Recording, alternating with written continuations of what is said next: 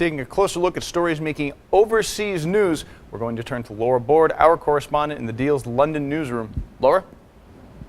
Morning, John. I have to say it's all doom and gloom here in Europe today. We've had producer price index figures from the European Commission statistics arm. It's looking bad.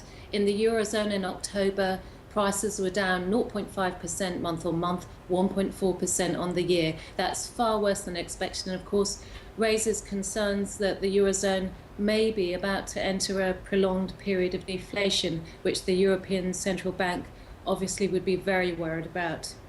In the corporate scene, Rio Tinto has held an investor presentation. It doesn't seem to have gone down that well with shareholders. Its shares are down, other mining stocks have fallen with it. That's of course partly because of fears that what will happen in the US when the Fed eventually pares back its bond buying program. But nevertheless, the presentation today was a message of cost cuts, of retrenchment. Rio is cutting its capital expenditure 20% each year. By 2015, the figure will have fallen to 8 billion. It will be down to 11 billion last year.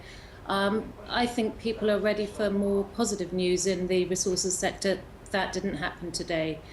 ThyssenKrupp, the German manufacturing company and industrial conglomerate, has pulled off a very large share sale. It's increased the number of stock in issue by about 10%. It's sold 1.2 billion of shares. It's had to price the shares at a discount of about 11% to its undisturbed share price on Friday.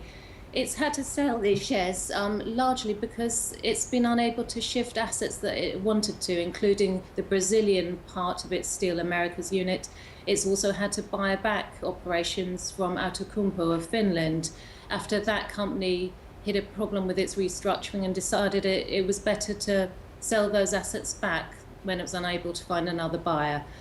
The Nikkei in Japan closed up, a rare positive in today's markets. It's up 0.6%. There's a bit of excitement that the Bank of Japan is going to introduce some new stimulus measures to the economy. The Hang Seng, however, down 0.53%. Back to you, John.